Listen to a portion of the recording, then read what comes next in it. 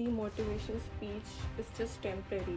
अगर आपके अंदर वो जस्ट है, आप एडमेंट हो कि I want to do this, तो टाइम सबके पास है. This is just an excuse कि oh I don't have time. From my internship only, तो वो अराउंड 4,000 to 5,000 पर मंथ था. कुछ पीयर्स जो होते हैं वो भी थोड़ा बहुत बीच बीच में दे डू सी, अरे you are becoming influencer, this and that.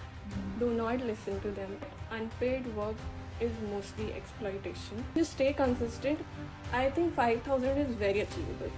Even more than that, honestly. मैंने बहुत सारी opportunities miss करी हैं because I didn't have a portfolio. So make. Hi Divyanshi, welcome to the Syscast show.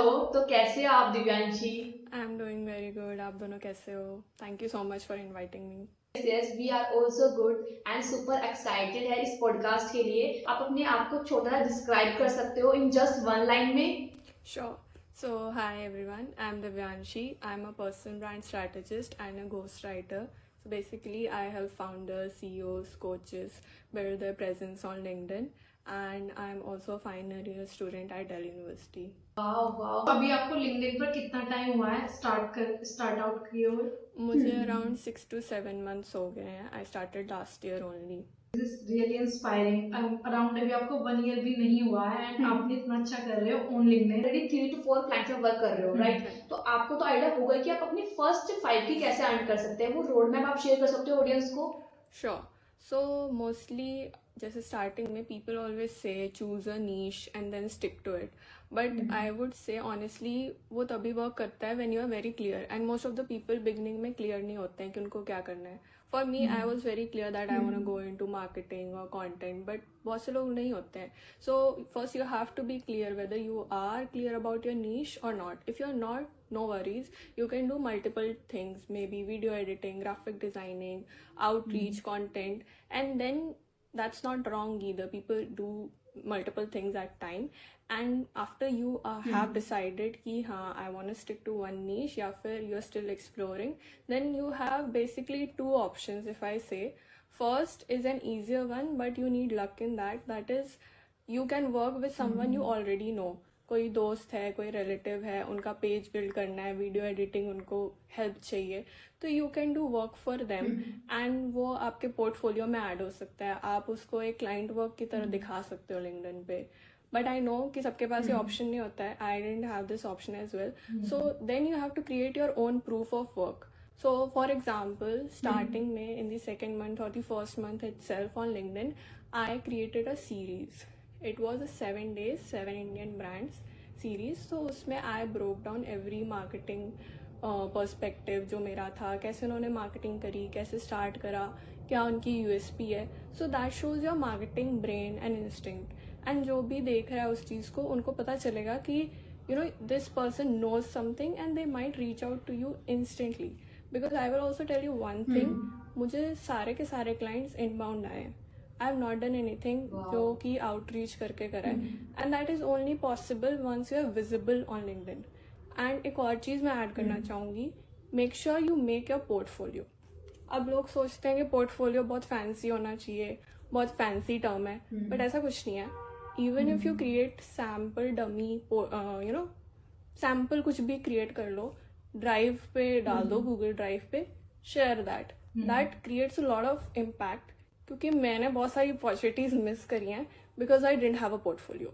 So make that. And I know starting में outreach करना बहुत difficult होता है. So go for LinkedIn visibility, and then if you stay consistent, I think 5,000 is very achievable. Even more than that, honestly. बिल्कुल. इस podcast के बाद हम ये डेफिनेटली कह सकते हैं कि ये पर्सनल ब्रांडिंग की पावर है कि वहाँ से आपको क्लाइंट्स मिल सकते हैं. डेफिनेटली अपॉर्चुनिटीज भी. स्टार्टिंग में कुछ भी फैंसी नीड ही नहीं है. आपने स्टार्टिंग में वर्क स्टार्ट किया था, तो क्या आपने कोई फ्री वर्क भी किया है? एंड आप क्या रिकमेंड करना चाहोगे, स्टार्टिंग में फ्री वर्क करना सही है या नहीं? एंड अगर कोई कर रहा है फ्री वर्क, तो उसे कितने लॉन्ग टाइम तक करना चाहिए free work? I would say मैंने कभी फ्री में काम नहीं करा है. And personally, I don't believe in working for free. Even if it's 1,000 rupees, 2,000, 5,000, जितने भी हैं, you should get paid for your efforts and time. Yes, they will tell you कि you will learn, you will build skills, and you know this is your experience. You'll be able to build a portfolio. But unpaid work is mostly exploitation. So I will always say don't work for free. थोड़ा time लग रहा है अगर opportunities मिलने में, कोई बात नहीं, वेट करो.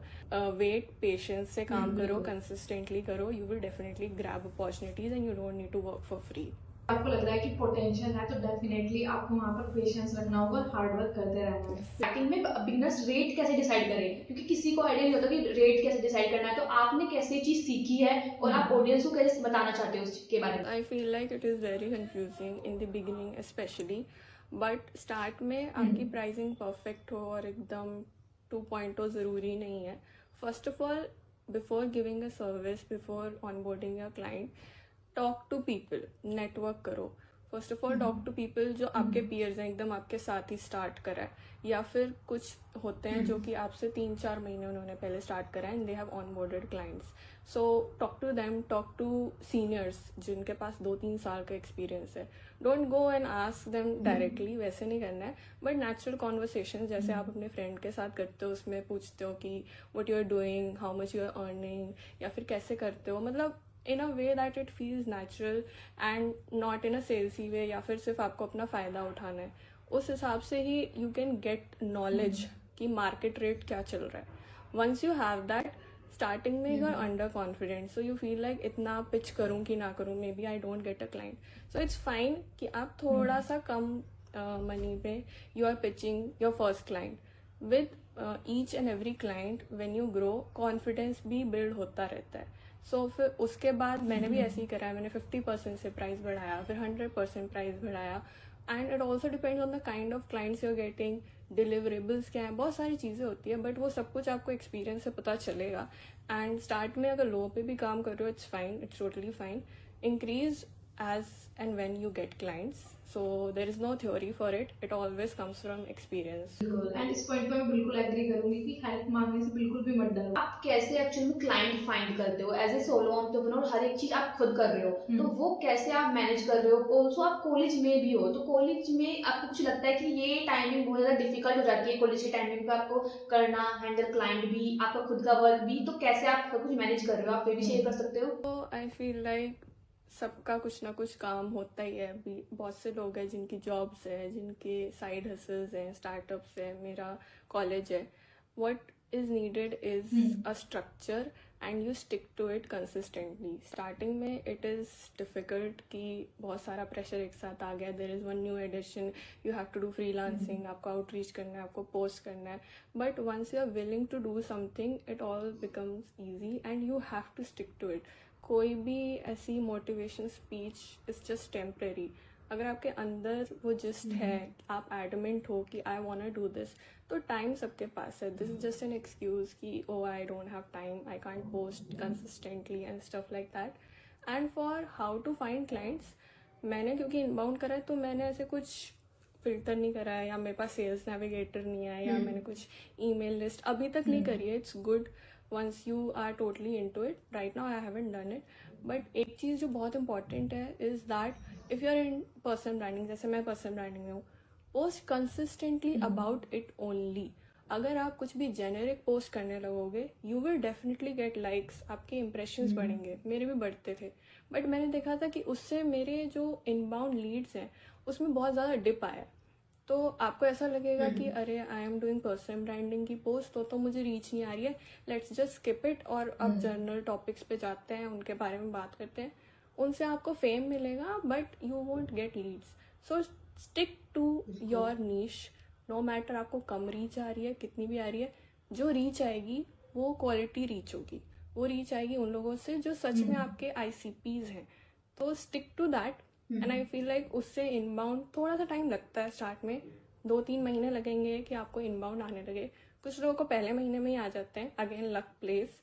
But stay consistent and patient and post regularly only about your niche. अगर हम जेनरिक पोस्ट करेंगे तो वहां से, जैसे आपने बोला, वहां से फेम तो डेफिनेटली मिल जाएगा, बट उसको हम लॉन्ग टर्म में मोनेटाइज नहीं कर पाएंगे. Exactly. तो मेरा नेक्स्ट क्वेश्चन इसी से रिलेटेड है कि डिफरेंस क्या होता है सेल्स, मार्केटिंग और ब्रांडिंग में.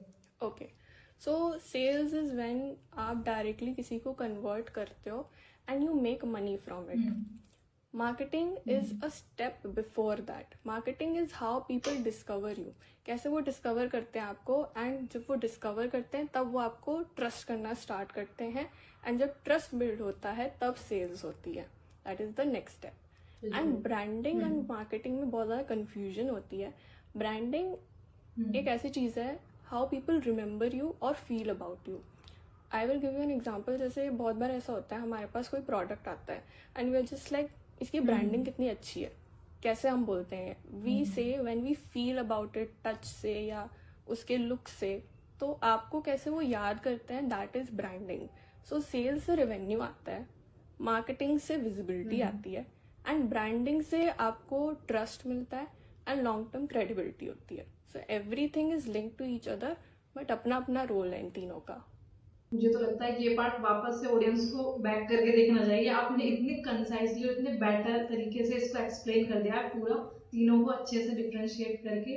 That's really great. स्टूडेंट बहुत ज़्यादा फेस करते हैं ये चीज़ कि लोग उन्हें डिमोटिवेट करते हैं, टीचर्स उन्हें खुद बोलते हैं कि अभी आप ये क्या कर रहे हो, स्टडी से फोकस करो. पेरेंट्स भी सपोर्ट नहीं करते समटाइम्स. तो आप उस फेज से कैसे निकल रहे हो बाहर, वो चीज़ आप कैसे हैंडल कर रहे हो?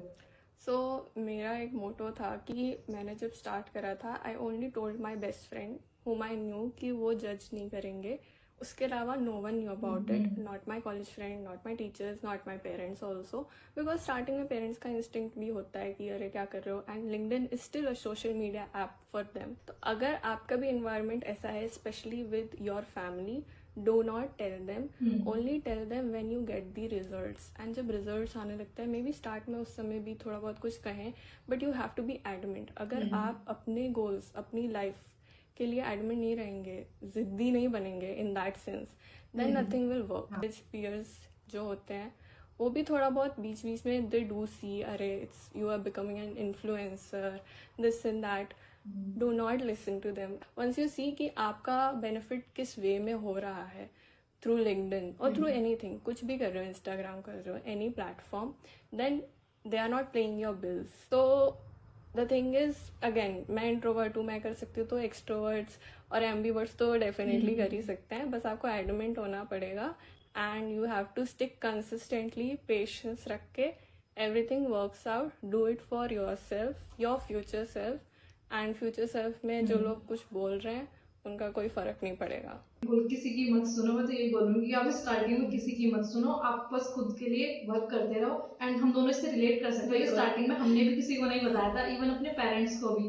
बट जब आपको धीरे धीरे कॉन्फिडेंस आ जाएगा, आपके पास रिजल्ट्स आ जाएंगे, स्टार्टिंग में मनी आ जाएगा, तो डेफिनेटली आप बता सकते हो. Exactly. तो पॉडकास्ट हमारा कितना ज्यादा अमेजिंग रहा है ये हमें भी पता है, एंड हमारी ऑडियंस को भी. बट अभी ऑडियंस का एक क्वेश्चन लेफ्ट है, एंड हमारा भी. बिल्कुल. वो जानना चाहते हैं कि इतनी ज्यादा इंस्पायरिंग गर्ल आज इस कास्ट पर आई है, तो उनकी करंट इनकम रेंज कितनी है? आप कुछ रेंज शेयर कर सकते हो कि अभी आप करंटली कितना अर्न कर रहे हो?